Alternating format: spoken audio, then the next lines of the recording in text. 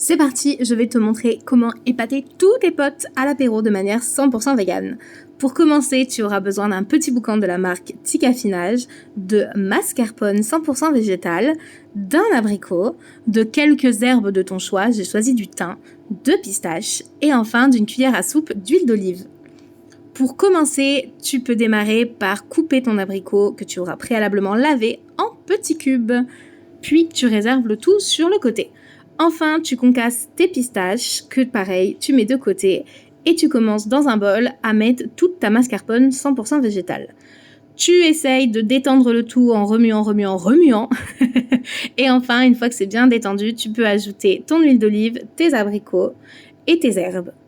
Ensuite, tu commences à connaître la chanson, tu continues à mélanger le tout jusqu'à obtenir un mélange qui se tient. Une fois que c'est fait, tu rajoutes tes pistaches et pareil, tu remues un petit peu plus. Le but, c'est d'obtenir une pâte qui est bien mélangée mais qui reste quand même un petit peu ferme.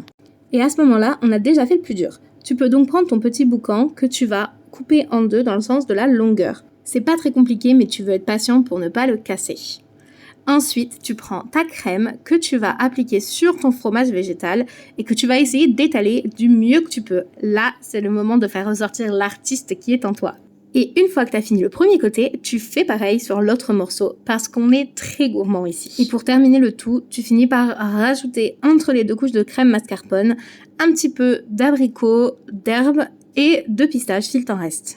Et ça y est, on va maintenant pouvoir assembler les deux morceaux en un seul, histoire de reconstituer le fromage végétal. Une fois de plus, c'est le moment de faire ressortir l'artiste qui est niché en toi, afin de bien lisser le tout et de rendre le rendu beaucoup plus esthétique. Là, il n'y a pas de magie, il faut se salir les doigts. Et voilà le rendu final. Je te laisse maintenant avec la partie la plus agréable, qui est de couper ton résultat en deux, afin de profiter de toutes ces couleurs et de ces belles couches.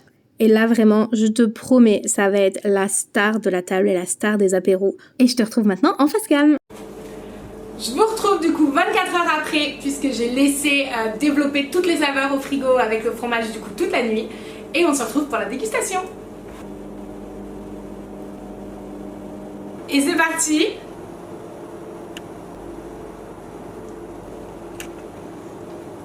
C'est super bon.